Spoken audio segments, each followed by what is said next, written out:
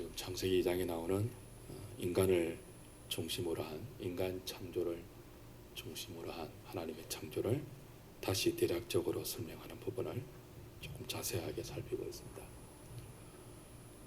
다른 피조물과 구별되게 하나님 인간을 지으실 때 어떻게 지으셨죠? 흙으로 사람을 빚으시고 그 코에 생기를 불어넣으시니 뭐가 되었다고 했죠? 생명이 된지라 했습니다. 사람은 흙으로 지음받은 몸과 하나님의 생기, 생명의 기운이라는 뜻이죠. 하나님께로부터 생명의 기운을 동시에 받은 영육, 전인적인 존재입니다. 기독교는 이 두 가지 중에 하나를 무시하면 안 돼요. 그 영적인 사람이 육을 무시하면 올바른 균형 잡힌 신앙이라고 볼 수 없어요. 하나님이 만드신 인간은 영적으로만 만들지도 않고 육적으로만도 만들지 않았어요. 흙으로 사람을 지으시고 코에 생기를 불어 넣으시니까 비로소 리빙 빙이 어떤 번역에는 리빙 소울이라고 되어 있지만 사실은 더 정확한 번역은 리빙 빙이에요. 살아있는 존재, 그런 뜻이죠. 살아있는 영이라고 우리말도 번역해 놓았는데 살아있는 존재, 살아있다는 말은 영과 육이 완전하게 하나님께서 부여하신 생명의 기운으로 하나 되어서 반응하는 그런 상태라는 뜻입니다. 그 인간은 몸도 가지고 있고 영도 갖고 있어요. 제가 지금 몸살로 좀 괴로움을 당하고 있는데 사람이 몸이 아프면 누워요. 몸이 아프면 쉬어야 돼요. 그걸 무시할 수 없잖아요. 그렇죠? 몸은 아픈데 뭐 영혼만 훨훨 날아다닐 수 있을까요? 그렇지 않습니다. 몸이 아픈 사람에게 가장 필요한 것은 쉼입니다. 쉼. 왜 그렇습니까? 인간이 몸을 가진 존재이기 때문에 그래요.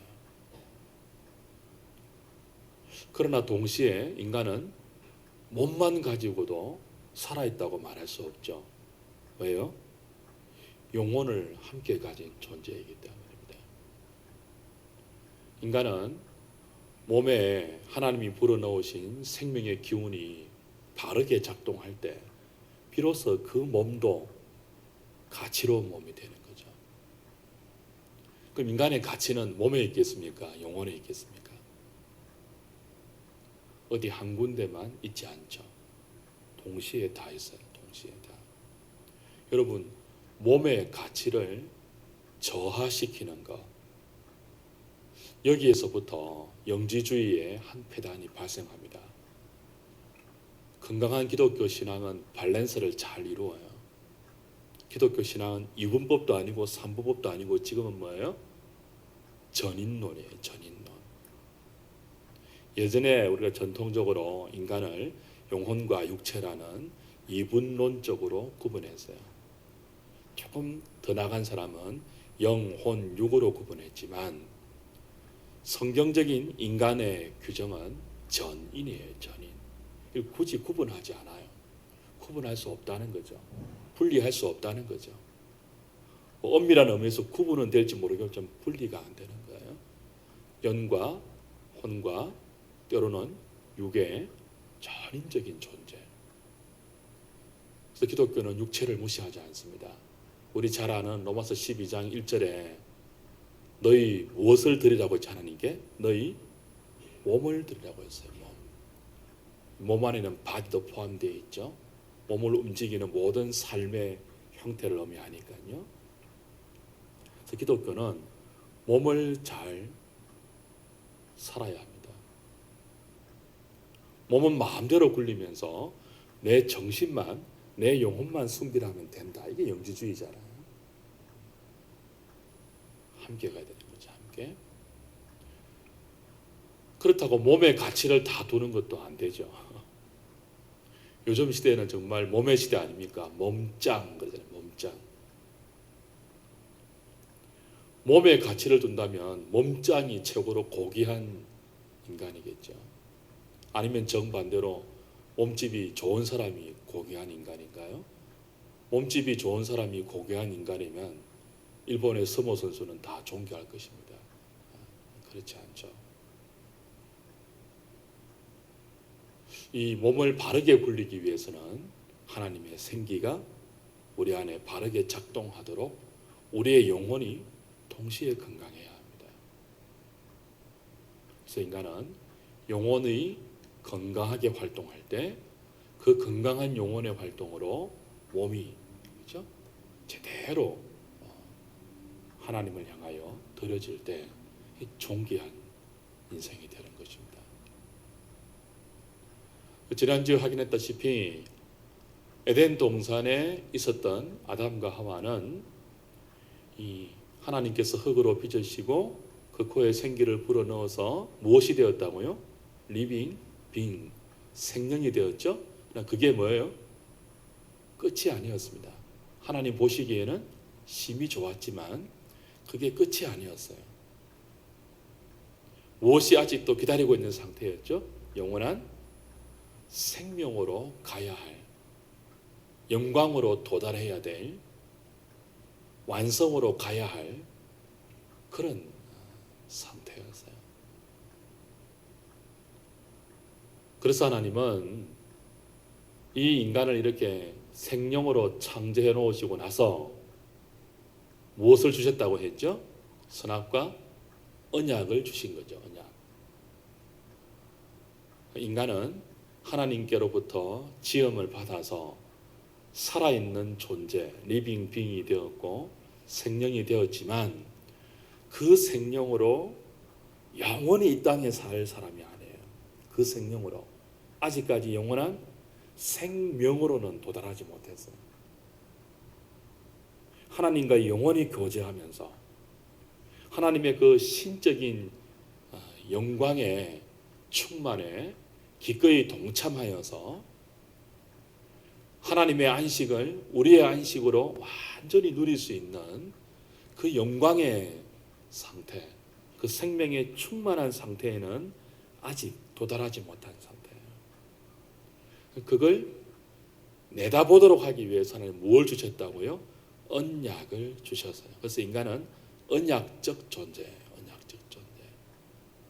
여러분, 우리가 믿는 사람들이 믿음의 텍스트요, 또 우리 삶의 텍스트로 삼고 있는 성경할 때 이 성경이 뭐예요? 언약의 책이에요.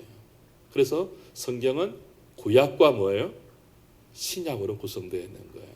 그때 약이 뭐예요? 약. Old Testament, New Testament예요.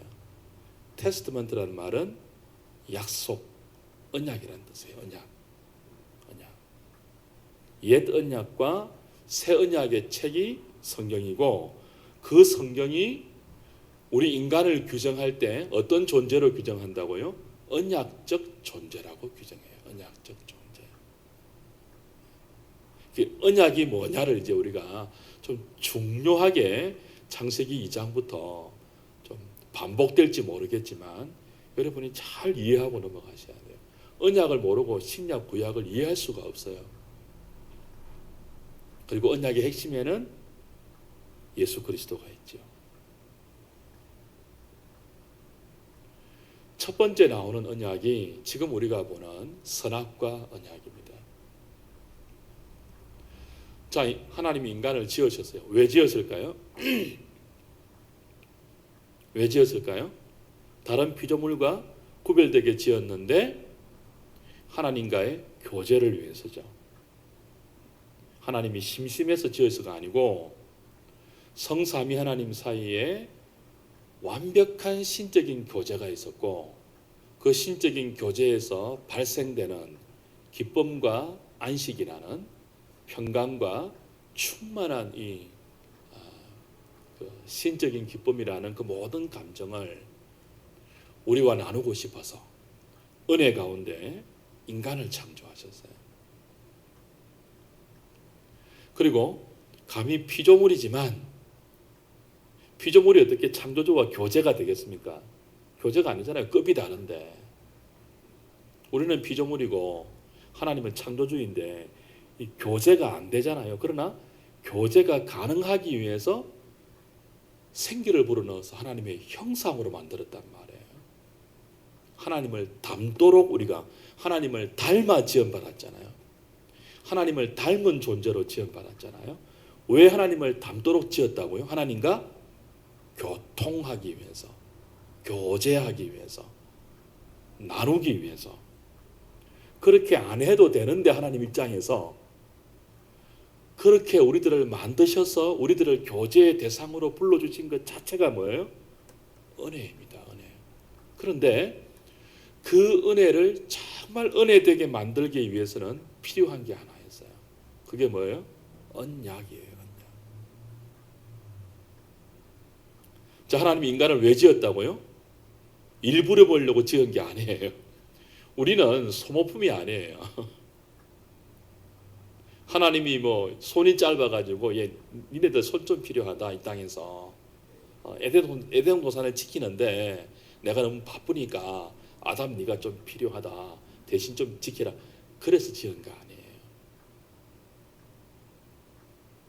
성삼위 하나님 사이에 있었던 신적인 교제에서 발생하는 충만한 기쁨, 그 기쁨은 나누고 싶은 감정이거든요. 그 기쁨을 감히 당신의 형상으로 지으신 우리에게 나누어 주려고 지으셨단 말이에요. 이건 제 말이 아니고 유명한 존 파이퍼라는 신학자의 말이에요.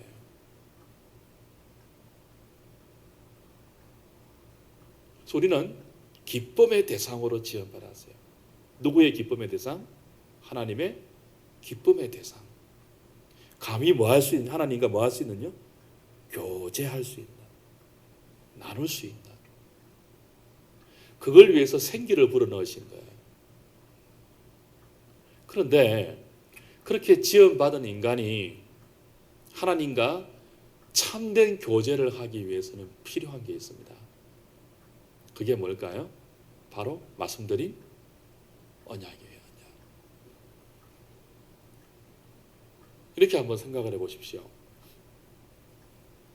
하나님 우리를 지으실 때 너희들은 무조건 나를 섬겨야 돼.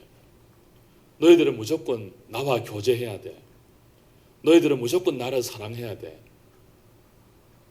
그렇게 입력된 어떤 프로그램으로 짓지 않으셨어요.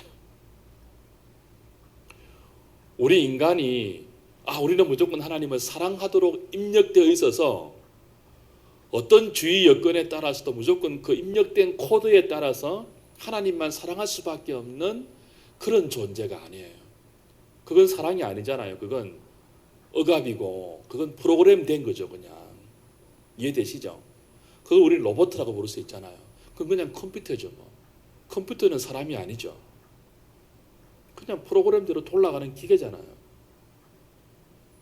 인풋하면 아웃풋 되는 기계란 말이에요. 거기 감정이 없잖아요.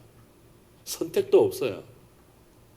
그냥 인풋 한 대로 조금도 차이 없이 아웃풋 되는 거예요. 인간은 그런 존재가 아닙니다.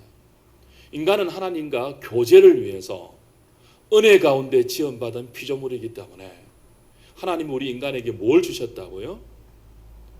자유를 주십니다. 자유를. 그리고 그 자유로움 가운데 자유는 모든 것을 할 수 있는 거잖아요. 우리 조금 이따 나오죠. 하나님이 인간을 에덴 동산에 두시고 뭐라고 했다고요? 동산에 있는 모든 나무는 내가 임의로 먹을 수 있다. 이건 뭐예요? 네 마음대로 먹을 수 있다 이 말이거든요. 이건 뭐예요? 자유입니다. 자유. 마음대로 할 수 있는 자유를 주셨어요.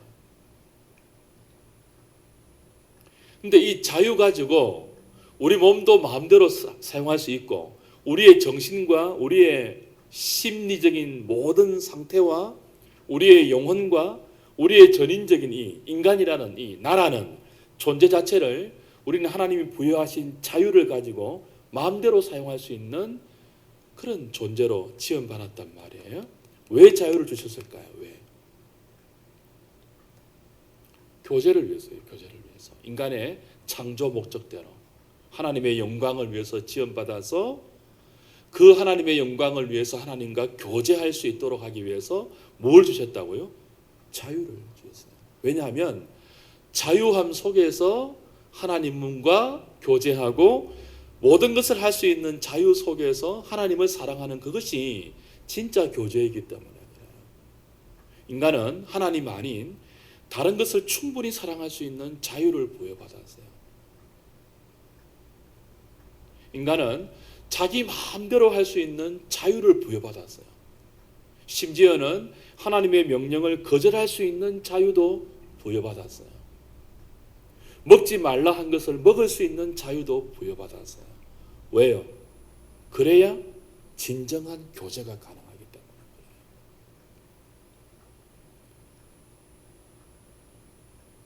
그래서 이걸 언약이라고 부르는 것입니다. 커버넌트, 공식적인 계약.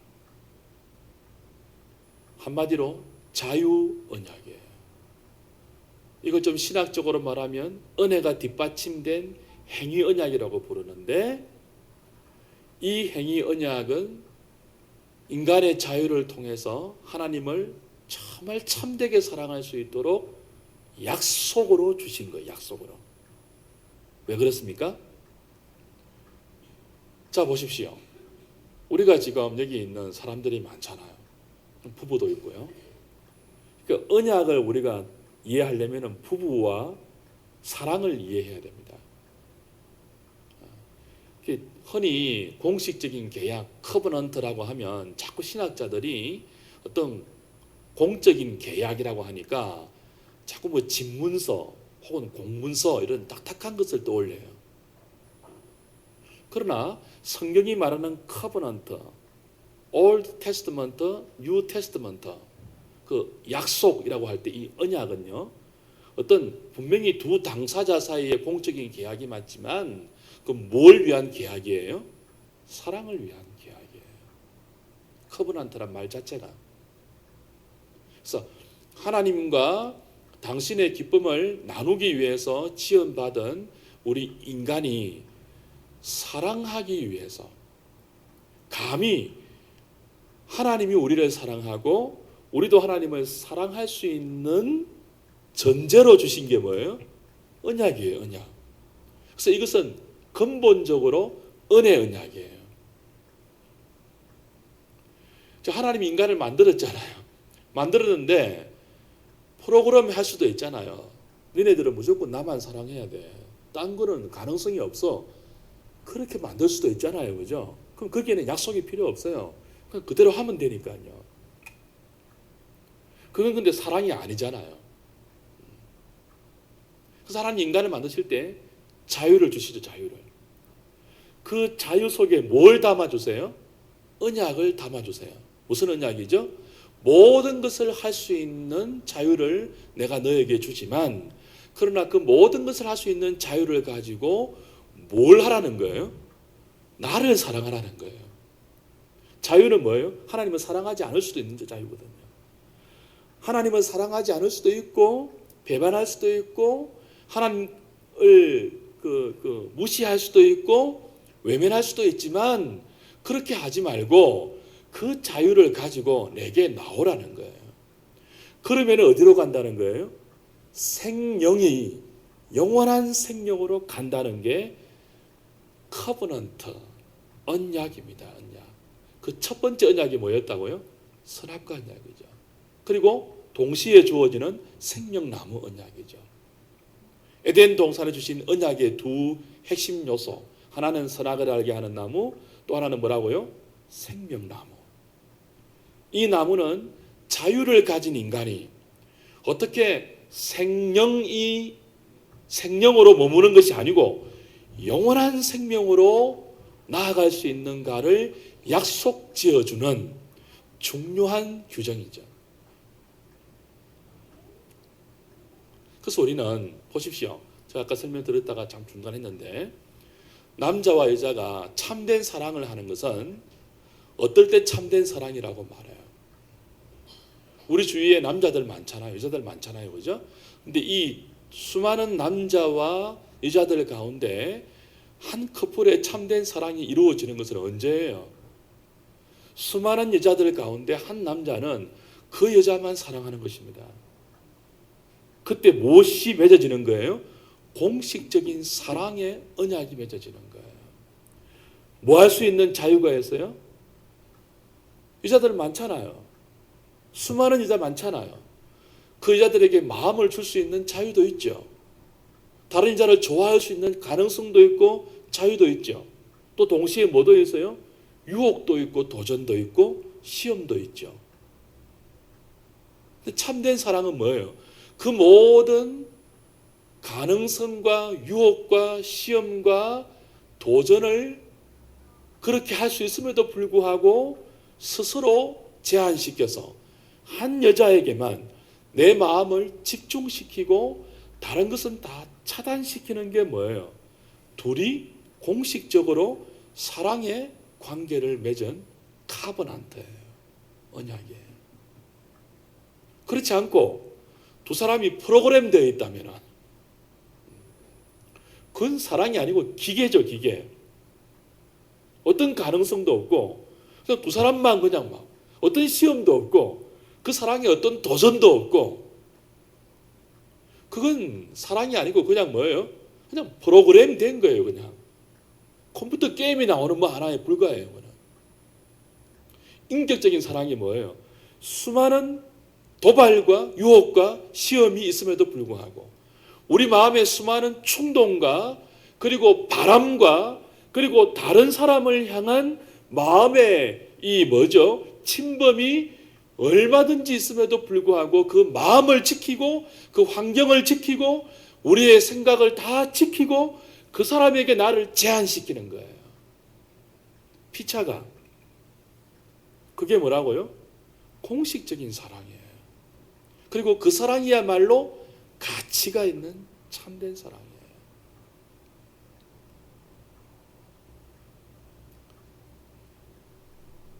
그 하나님은 에덴 동산에 인간을 두시고 생육하고 번성하라고 복을 주시면서 뭘 주셨다고요? 사명을 주셨는데 에덴 동산을 뭐 하라고 했다고요? 지키라고 했잖아요. 지키라. 이 뭘 지키라는 거예요? 약속을 지키라는 거예요. 그래야지만 에덴 동산이 에덴 동산 되어요. 그 언약 안에 머물러 있을 때 하나님이 주신 이 무한한 자유를 가지고 그 자유를 스스로 어디에 제한시키는 거예요? 하나님 주신 언약에 제한시킬 때 에덴 동산은 에덴으로 유지되면서 그게 더 확장되어 결국은 어디에 가는 거예요? 영원한 기쁨, 영원한 생명. 이제는 다시는 뭐가 없는요? 유혹도 없고 도발도 없는 그 충만한 생명과 사랑으로 완성되는 존재. 그게 바로 생명에서 생명으로 가야 할 인간이라는 피조물의 숙제요 복이었습니다. 그걸 지키기 위해서 이제 2장 18절부터 뭐가 나오는 거예요? 가정이 나와요. 가정이. 부부가 등장해요. 왜 에덴 동산에 인간을 그렇게 두시고 그 다음 부부가 만들어질까요? 언약이라는 것은 부부에서 가장 잘 이해가 되거든요. 부부에서. 그러니까 부부가 합쳐서 뭘 지키는 거예요? 언약을 지키는 거예요. 둘이 뭐가 되어서? 돕는 배필이 되어서. 남편과 아내는 돕는 배필이 되어서 뭘 지키는 거예요? 하나님의 언약을 지키는 거예요. 그래서 생명이 영원한 생명으로 도달할 수 있도록 돕는 배필이 되어서 경작하는 거예요. 에덴 동산을 다스리는 거예요. 완성으로 지켜가는 거예요. 그래서 부부는 뭘 돕는 거예요? 뭘 맞벌이 하는 거 아니에요. 돕는다는 의미가 뭐 맞벌이도 돕는 배필이 맞겠지만 진짜 본질적인 돕는 게 뭐예요? 서로가 하나님의 언약 안에 잘 머물 수 있도록 둘이 서로 사랑하면서 그 사랑으로 함께 어디로 나가야 되는 거예요? 우리에게 있는 모든 자유와 몸과 영혼과 우리의 전 인격을 바쳐서 남편과 아내는 하나 되어서 하나님을 사랑하도록 우리의 가정이 언약 안에 머물 수 있도록 도와야 되는 거예요.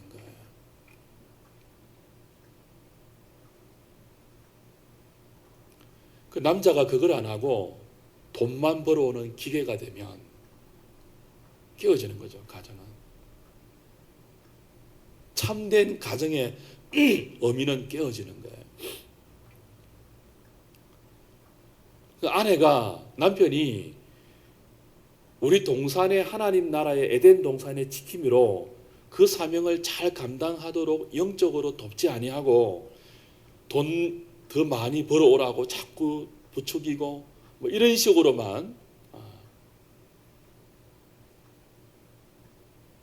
가정의 부부는 자녀들을 그런 식으로 키워야 돼요. 뭐가 돼가요?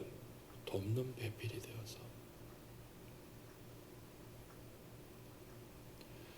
그렇게 안 될 때는 이제 한쪽이 인고의 세월을 보내면서 십자가를 지고 하나님께 나가야 되는 거죠.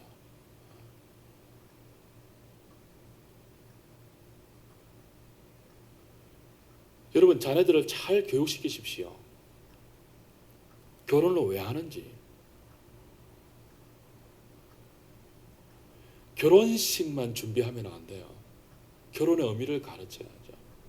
제가 부부 예비학교 이런 프로그램들 다 분석해 봤는데 이런 결혼의 돕는 배필의 의미를 잘 몰라요. 교재들마다. 언약의 의미를 잘 몰라요. 왜 가정이 창설되었는지, 그저 뭐 행복하기 위해서 그 정도의 의미가 아니죠. 신학적인 의미가 풍성히 녹아 들어와 있는 것입니다.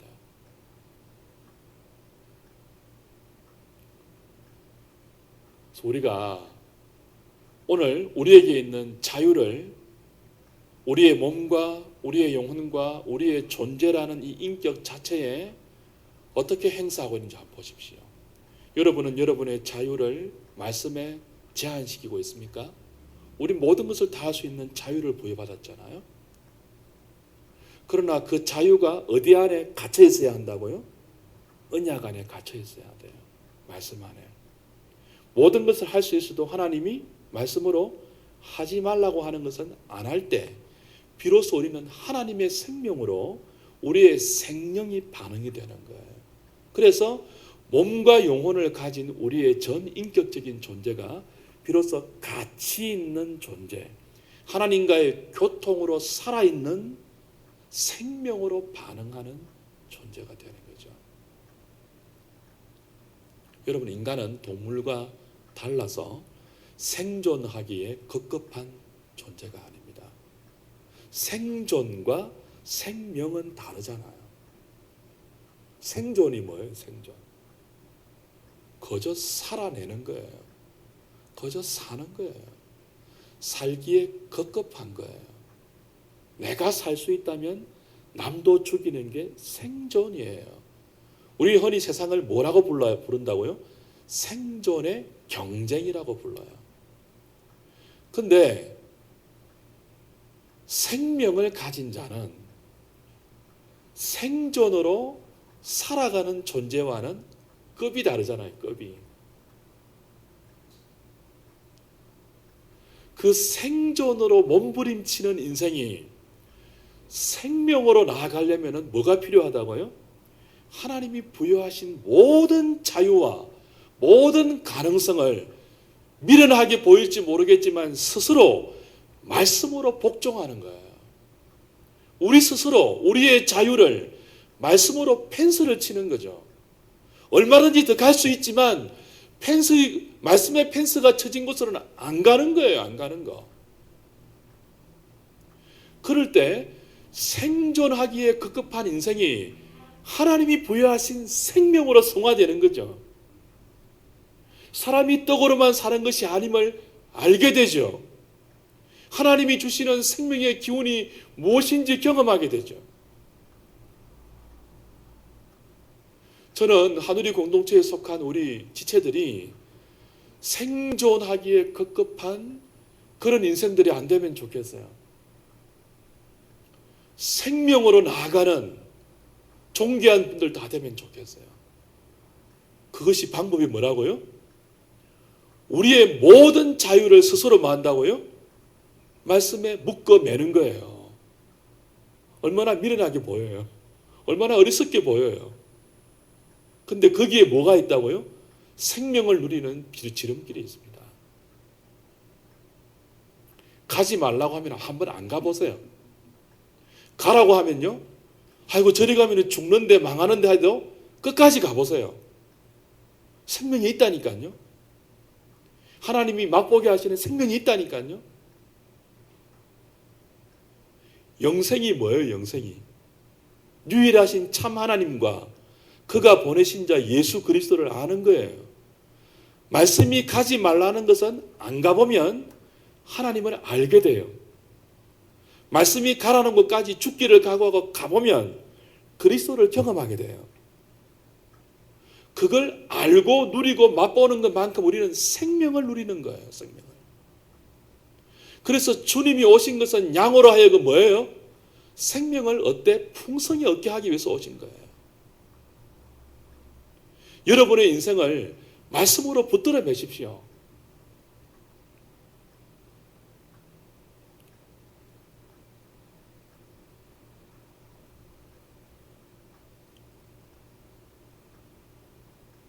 그러기 위해서는 생각을 먼저 지켜야 돼요. 생각을. 두 번째는 감정을 지켜야 돼요. 여러분 생각이 하루에도 수십만 가지 들어요. 수십만 가지. 이 소리 들으면 이 생각 들고 저 소리 들으면 저 생각 들잖아요. 그죠? 근데 그 모든 생각들을 뭐 한다고요? 지켜냈어야 돼요. 뭐로? 말씀으로. 생각을 못 지키면요, 여러분의 인생은 날마다 생존하기에 급급한 인생이 됩니다. 생존하기에 급급한 인생.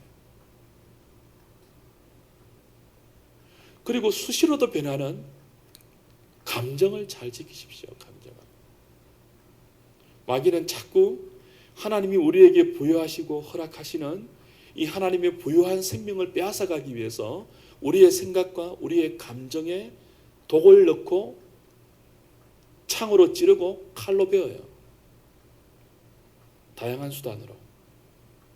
감정을 잘 지키십시오. 감정을.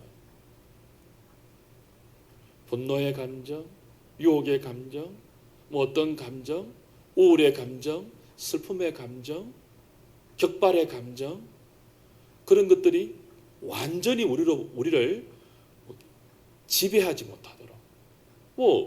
그럴 수도 있죠. 화가 날 수도 있죠. 슬플 수도 있죠. 우울할 수도 있죠. 그러나 그것이 내 인격을 완전히 장악하지 못하도록 싸우십시오. 말씀을 붙들고 지키십시오. 그래야지 우리가 뭔다고요? 생명이 그저 생명의 기운으로만 맴돌다가 흙으로 되고 흙으로 이게 아니고 생명으로 더 부유하게 확장이 되는 것입니다. 더 풍성한 생명으로 누리게 되는 것입니다.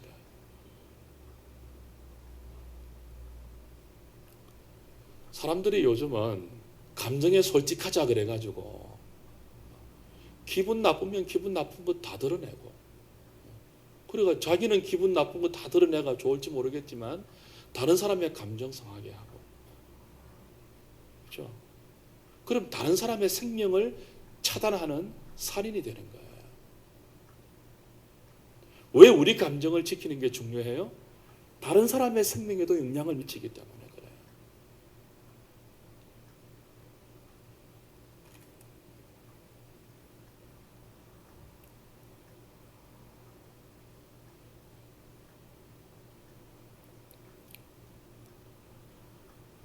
하나님 우리에게 너무나 귀중한 자유를 주셨습니다.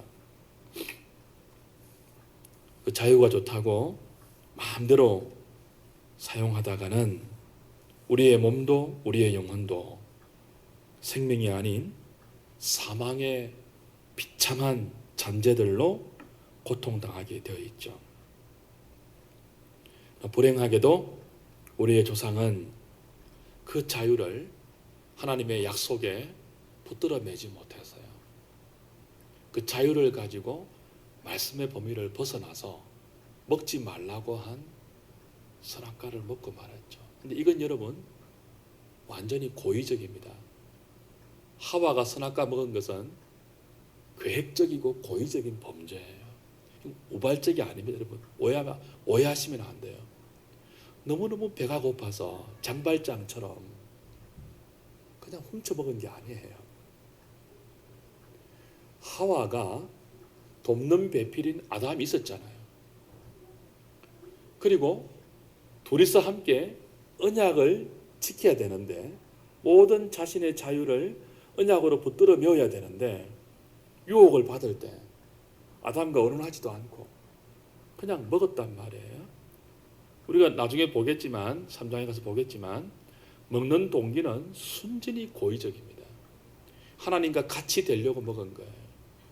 그러니까 하나님 만드신 에덴 동산 가든 오브 조이, 기쁨의 동산, 천국이죠. 말하면 아직 완성된 천국은 아니지만 천국의 모형이란 말이에요. 에덴 동산이 안식이 있는 것이고, 근데 그 주인이 누구예요? 에덴 동산 주인이 누구예요? 하나님이란 말이죠. 자기들은 누구예요? 하나님의 은혜로 거기서 하나님이 주신 은혜와 복과 생명과 안식과 기쁨을 하나님의 은혜 가운데 언약 속에서 지금 누리고 있는 존재에 불과해요. 언약 속에서. 근데 하와가 한 짓이 뭐예요? 언약 안에서 머물면서 누리는 이것이 싫다는 거예요. 하나님의 주인됨이 싫다는 거예요. 하와가 언약 그 선악과를 먹은 것은요 우발적이 아닙니다. 어쩔 수 없어서가 아니에요. 고의적이고 계획적이고 집요한 거예요. 자기가 주인 되려는 쿠데타입니다. 내가 주인 될 거야 이 동산에. 내가 마음대로 할 거야. 왜 선악의 기준은 하나님께 있어야 되지? 유혹에 넘어간 거죠. 왜 내가 이 자유를 가지고 마음대로 못하지? 왜 이 자유를 막는 펜스가 있지? 하나님이 뭔가 나에게 좋은 것을 주시지 않으려고 했는 그 마귀의 말에 넘어간 거죠. 그리고는 고의적으로 하나님을 거절하고 대적하고 하나님 대신 자기가 그 동산의 주인이 되려고 하는 것. 자유를 남용하는 것은 엄청난 결과를 가져와서 결국 인간을 흙으로 전락시키고 맙니다. 영원한 생명에서 흙으로 전락시키고 말았어요. 평생 이마에 땀이 흘러야 되고 땅을 경작해야 되는.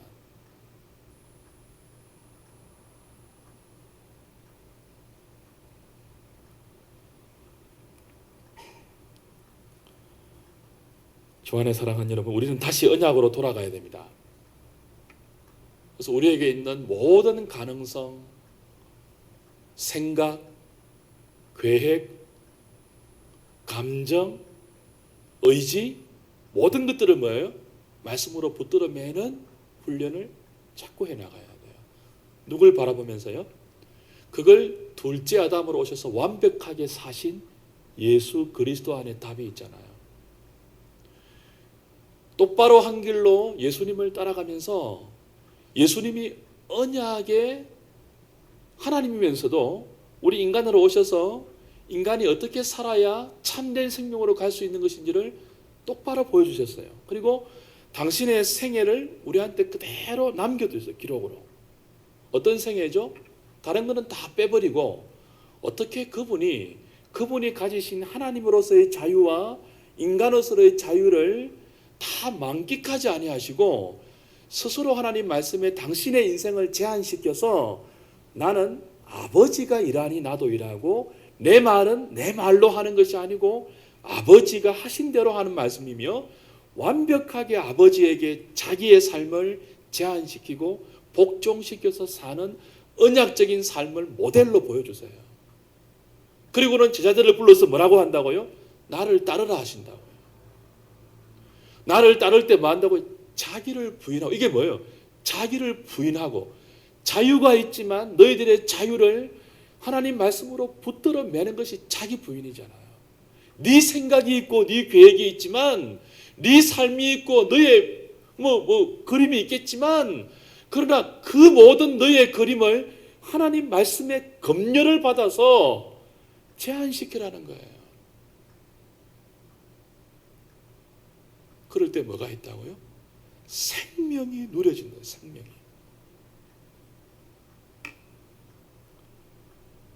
주 안에 사랑하는 여러분, 여러분이 걸어갈 때 저기 생명이 걸어간다. 이런 게 좀 느껴지면 좋겠어요. 그 우리 뭐라고 합니까? 아우라고 합니까? 아우라. 뭐 그런 건 아니지만 기독교가 그런 건 아니지만 그런 아우라는 아니지만 뭔가 다른 거 있잖아요.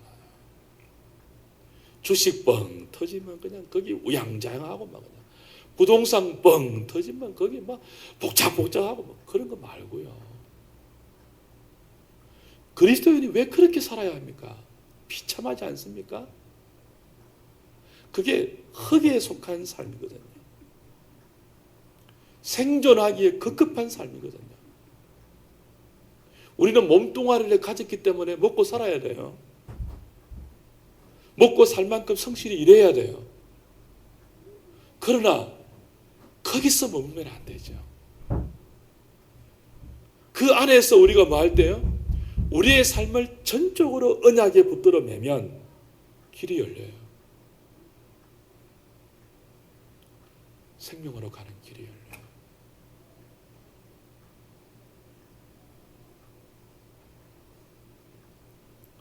그 생명이 어떤 것인지 다음 주부터 다시 조금 더 확인해 가도록 하겠습니다.